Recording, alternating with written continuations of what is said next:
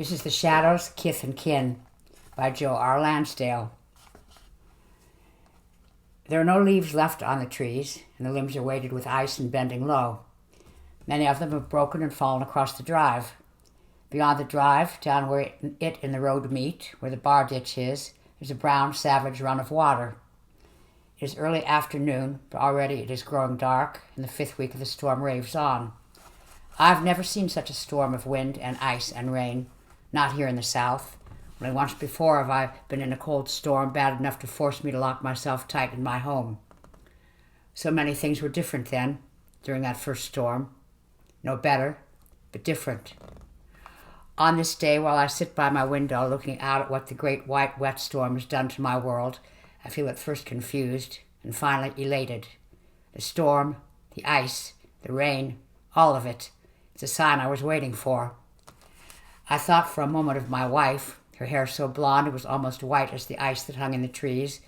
I thought of her parents, white-headed too, but white with age, not dye, and of our little dog Constance, not white at all brown and black with traces of tan, a rat terrier mixed with all the other blends of dogs you might imagine. I thought of all of them. I looked at my watch. There wasn't really any reason to. I had no place to go, and no way to go if I did. Besides, the battery in my watch had been dead for almost a month. Once when I was a boy, just before nightfall, I was out hunting with my father, out where the bayou water gets deep, runs between the twisted trunks and low-hanging limbs of water-loving trees, out there where the frogs bleat and jump and the sun don't hardly shine. We were hunting for hogs. Out of the brush came a man, running. He was dressed in striped clothes and he had on very thin shoes. He saw us and the dogs that were gathered about us, blue ticks, long-eared and dripping spit from their jaws. He turned and broke and ran with a scream. A few minutes later, the sheriff and three of his deputies came beating their way through the brush, their shirts stained with sweat, their faces red with heat. My father watched all of this with a kind of hard-edged cool. And the sheriff, a man Dad knew, said, "There's a man escaped off the chain gang, Hiram. He run through here. Did you see him?" My father said that we had, and the sheriff said, "Will those dogs track him?" "I want them to, they will," my father said, and he called the dogs over to where the convict had been, where his footprints in the mud were filling slowly with water. He pushed the dogs' heads down toward these shoe prints one at a time and said, "Sick him," and away the hounds went. We ran after them then, me and my dad and all these fat cops who huffed and puffed out long before we did. Finally we came upon the man, tired, leaning against a tree with one hand, his other holding his business while he urinated on the bark. He'd been defeated some time back. Now he was waiting for rescue, probably thinking it would have been best to have not run at all. But the dogs, they decided by private conference that this man was as good as any hog. They came down on him like heat-seeking missiles, hit him hard, knocked him down. I turned to my father, who could call them up and make them stop, no matter what the situation. He did not call. The dogs tore at the man, and I wanted to turn away, but did not. I looked at my father, and his eyes were alight, and his lips dripped spit. He reminded me of the hounds. The dogs ripped and growled and savaged, and then the fat sheriff and his fat deputies stumbled into view. One of the deputies saw what had been done to the man. He doubled over and let go whatever grease-fried goodness he had poked into his mouth earlier that day. The sheriff and the other deputies stopped and stared. The sheriff said, "My God," and turned away. The deputy said, "Stop them, Hiram. Stop them. They done it to him. Stop them." My father called the dogs back, their muscles dark and dripping. They sat in a row behind him like sentries. The man, or what had been a man, the convict, he lay all about the base of the tree, as did the rags that had once been his clothes. Later, we learned the convict had been on the chain gang for cashing hot checks. Time keeps on slipping, slipping. Wasn't that a song? As day comes, I sleep, and then awake when night arrives. The sky has cleared and the moon has come out, and it's merely cold now. Pulling on my coat, I go out on the porch and sniff the air. The air is like a meat slicer to the brain, so sharp it gives me a headache. I've never known cold like that. I can see the yard close up. Ice has sheened all over my world, all across the ground, up in the trees. The sky is like a black velvet backdrop. The stars like sharp shards of blue ice clinging to it. I leave the porch light on, go inside, return to my chair by the window, burp. The air is filled with the aroma of my last meal, canned ravioli, eaten cold. I take off my coat and hang it on the back of the chair. Has it happened yet? Or is it yet to happen? Time just keeps on slipping, slipping. Yeah, it do. I nod in the chair, and when I snap awake from a deep nod, there's snow blowing across the yard, and the moon is gone. There's only the porch light to brighten it up. But in spite of the cold, I know they are out there. The cold, the heat, nothing bothers them. They are out there. They came to me first on a dark night several months back, with no snow and no rain and no cold, but a dark night without clouds and plenty of heat in the air, real humid night, sticky like dirty undershorts. I awoke and sat up in bed, and the yard light was shining thinly through our window. I turned to look at my wife, lying there beside me, her very blonde hair silver in that light. I looked at her for a long time, then got up and went into the living room. Our little dog, who made her bed by the front door, came over and sniffed me. I bent to pet her. She took to this for a minute, then found her spot by the door again, lay down. Finally, I turned out the yard light and went out on the porch, in my underwear. No one could see me, not with all our trees. If they could see me, I didn't care. I sat in a deck chair and looked at the night, thought about the job I didn't have, how my wife had been talking of divorce, how my in-laws resented our living with them. I thought, too, of how every time I did a thing, I failed, and dramatically at that. I felt strange and empty and lost. While I watched the night, the darkness split apart, and some of it came up on the porch walking, heavy steps full of all the world's shadow. I was frightened, but I didn't move. Couldn't move. The shadow, which looked like a tar-covered human shape, trudged heavily across the porch until it stood over me, looking down. When I looked up, trembling, I saw there was no face, just darkness, thick as chocolate custard. It bent low and placed hand shapes on the sides of my chair, brought its faceless face close to mine, breathed on me, hot, languid breath that made me ill. "You're almost one of us," it said, then turned and slowly moved along the porch and down the steps and right back into the shadow. The darkness, thick as a wall, thinned and split, absorbed my visitor, and the shadows rustled away in all directions like startled bats. I heard a dry, crackling leaf sound amongst the trees. My God, I thought, there'd been a crowd of them, out there, waiting, watching, shadows, and one of them had spoken to me. Lying in bed later that night, I held up my hand and found that what intrigued me most were not the fingers, but the darkness between them. It was a thin darkness, made weak by light, but it was darkness, seemed more a part of me than the flesh. I turned and looked at my sleeping wife.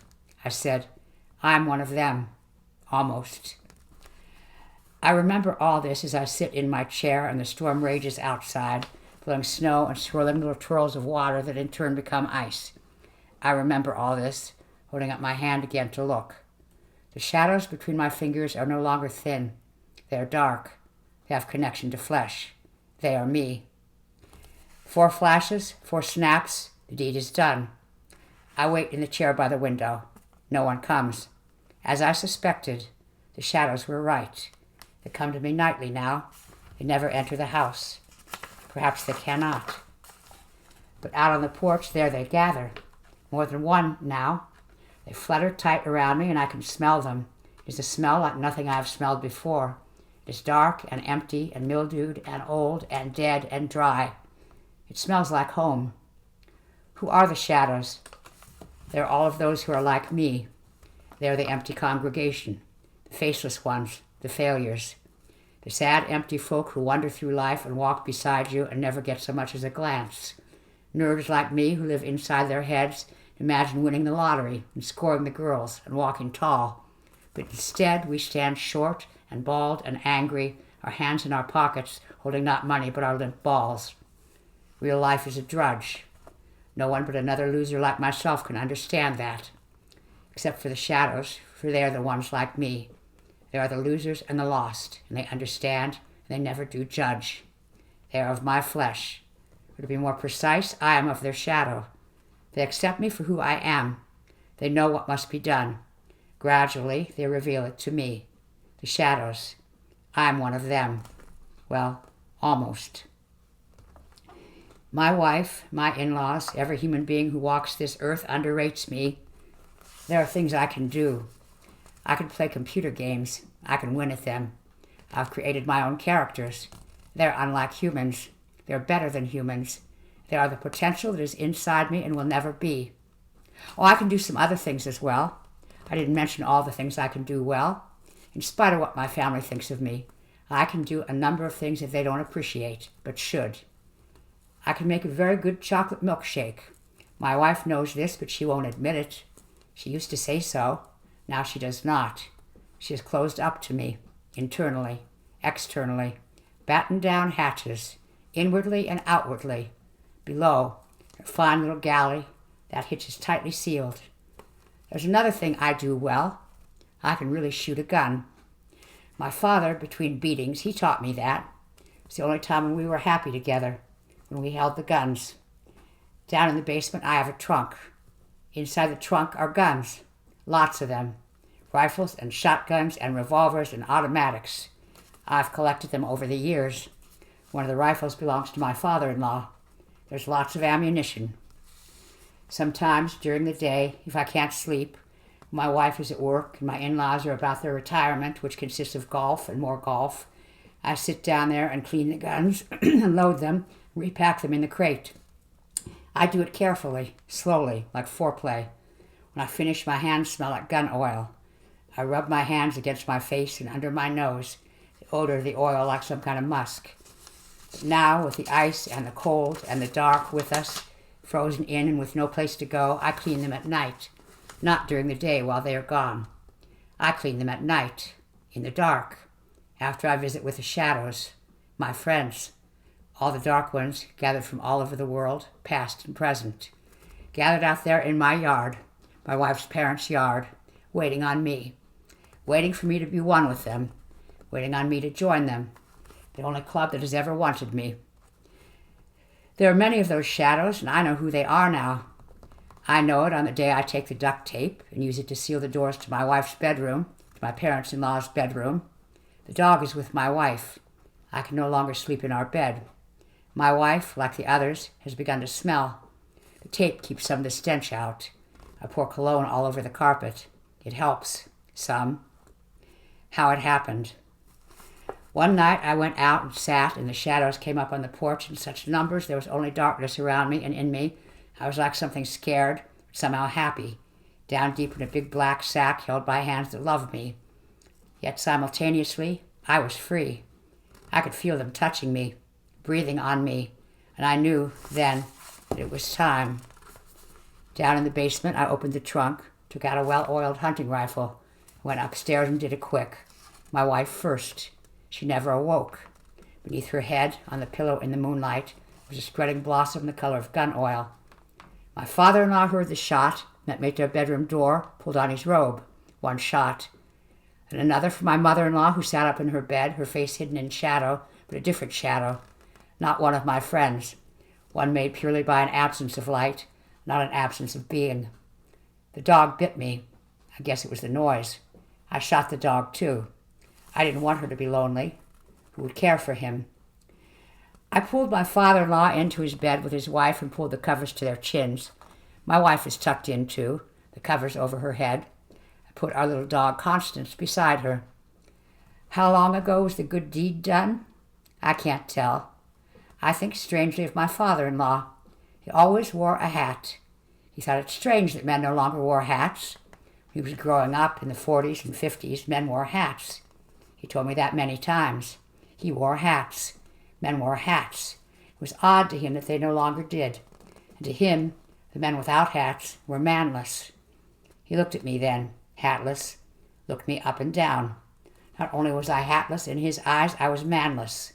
Manless? Is that a word? The wind howls and the night is bright and the shadows twist and the moon gives them light to dance by. They are many and they are one. I'm almost one of them. One day I could not sleep and sat up all day. I'd take to the couch at first, in the living room. In time, the stench from behind the taped doors seeped out, and it was strong. I made a pallet in the kitchen and pulled all the curtains tight and slept the day away, rose at night, roamed and watched the shadows from the windows or out on the porch. The stench was less then, at night. Out on the porch I couldn't smell it at all. The phone has rung many times, and there are messages from relatives asking about the storm, if we are okay.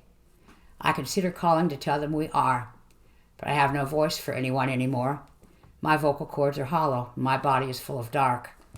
The storm is blown away, and in a small matter of time, people will come to find out how we are doing. It is daybreak, and no car could possibly get up our long drive, not way out here in the country like we are. The ice is starting to melt. Can't sleep. Can't eat. Thirsty all the time. Have masturbated till I hurt. Strange, but by nightfall the ice started to slip away, and all the whiteness was gone, and the air, though chill, was not as cold. Shadows gathered on the welcome mat. Now they have slipped inside, like envelopes pushed beneath the bottom of the door. They join me. They comfort me. I oil my guns. Late night, early morning, depends on how you look at it. The guns are well oiled and there is no ice anywhere. The night is as clear as my mind is now. I pull the trunk upstairs and drag it out on the porch toward the truck. It's heavy. I managed it into the back of the pickup. Then I remember there's a dolly in the garage. My father-in-law's dolly. That damn dolly will move anything, he used to say. Anything. I get the dolly, load it up, stick in a few tools from the garage, start the truck, and roll on out. I flunked out of college. Couldn't pass the test. I'm supposed to be smart. My mother told me when I was young that I was a genius. There had been tests. I couldn't seem to finish anything. Dropped out of high school. Took the GED eventually. Didn't score high there either, but did pass. Barely. What kind of genius is that? Finally got into college 4 years later than everyone else. Couldn't cut it. Just couldn't hold anything in my head. Too stuffed up there, as if Kleenex had been packed inside. My history teacher, he told me, "Son, perhaps you could consider a trade." I drive along campus. My mind is clear like the night. The campus clock tower is very sharp against the darkness, lit up at the top and all around. A giant phallus punching up at the moon. It's easy to drive right up to the tower and unload the gun trunk onto the dolly. My father-in-law was right. This dolly is amazing. My head so clear, no Kleenex. The shadows, thick and plenty, are with me. Rolling the dolly, a crowbar from the collection of tools stuffed in my belt, I proceed to the front of the tower. I'm wearing a jumpsuit, gray, workman's uniform. For a while I worked for the janitorial department on campus. My attempt at a trade. They fired me for reading in the janitor's closet. I still have the jumpsuit. The foyer is open, but the elevators are locked. I pull the dolly upstairs. It is a chore, a bump at a time. Dolly straps hold the trunk, and I can hear the guns rattling inside like they want to get out. By the time I reach the top, I'm sweating, feeling weak. I have no idea how long it has taken, but some time, I'm sure. The shadows have been with me, encouraging me. "Thank you," I tell them. The door at the top of the clock tower is locked. I take out my burglar's key, the crowbar, go to work. It's easy. On the other side of the door, I use the dolly itself to push up under the door handle, and it freezes the door. It'll take some work to shake that loose. It's one more flight inside the tower. I have to drag the trunk of guns. Hard work. The rope handles on the crate snaps, and the guns slide all the way back down. I push them up. Almost think I can't make it. The trunk is so heavy. So many guns. All that sweet ammunition. Finally to the top, shoving with my shoulder, bending my legs all the way. The door up there is not locked, the one that leads outside to the runway around the clock tower. I walk out, leaving the trunk. I walk all around the tower and look down at all the small things there. Soon the light will come, and so will the people. Turning, I look up at the huge clock hands. 4 o'clock. I hope time does not slip. Do not want to find myself at home by the window looking out. The shadows, they flutter, they twist. The runway is full of them, thick as all the world's lost ones, thick as all the world's hopeless, thick, thick, thick, and thicker yet to be, when I join them. There's one fine spot at the corner tower. This is where I should begin. I place a rifle there, the one I used to put my family and dog to sleep. I place rifles all around the tower. I'll probably run from one station to the other. The shadows make suggestions. All good, of course. I put a revolver in my belt. Put a shotgun near the entrance to the runway, hidden behind the edge of the tower, a little outcrop of artful bricks. It tucks in there nicely. There are huge flower pots stuffed with ferns all about the runway. I stick pistols in the pots. When I finish, I look at the clock again. An hour has passed. Back home in my chair, looking out the window at the dying night. Back home in my chair, the smell of my family growing familiar, like a shirt worn too many days in a row. Like the one I have on, like the thick coat I wear. I look out the window, and it is not the window, but the little split in the runway barrier. There are splits all around the runway wall. I turn to study the place I have chosen and find myself looking out the window at home, and as I stare, the windows melt, and so does the house. The smell. That does not go away with the window and the house. The smell stays with me. The shadows are way too close. I'm nearly smothered. I can hardly breathe. Light cracks along the top of the tower and falls through the campus trees, runs along the ground like split warm honey. I clutch my coat together, pull it tight. It is very cold. I can hardly feel my legs. I get up and walk about the runway twice, checking on all my guns. Well oiled, fully loaded, full of hot lead announcements. Telegram, stop. You're dead, stop. Back at my spot, this one from which I will begin, I can see movement. The day has started. I poke the rifle through the break in the barrier, bead down on a tall man walking across campus. I could take him easy, but I do not. Wait, say the shadows. Wait until the little world below is full. The hands on the clock are loud when they move. They sound like the machinery I can hear in my head, creaking and clanking and moving along. Air has turned surprisingly warm. I feel so hot in my jacket. I take it off. I'm sweating. The day has come, but the shadows stay with me. True friends are like that. They don't desert you. It's nice to have true friends. It's nice to have with me the ones who love me. It's nice to not be judged. It's nice to know I know what to do, and the shadows know too. We're all the better for it. The campus is alive. People swim across the concrete walks like minnows in the Narrows. Minnows everywhere in their new sharp clothes, ready to take their tests and do their papers, meet each other so they might screw. All of them with futures. I am the future-stealing machine. I remember once when I was a child, I went fishing with minnows, stuck them on the hooks, and dropped them in the wet. When the day was done, I had caught nothing.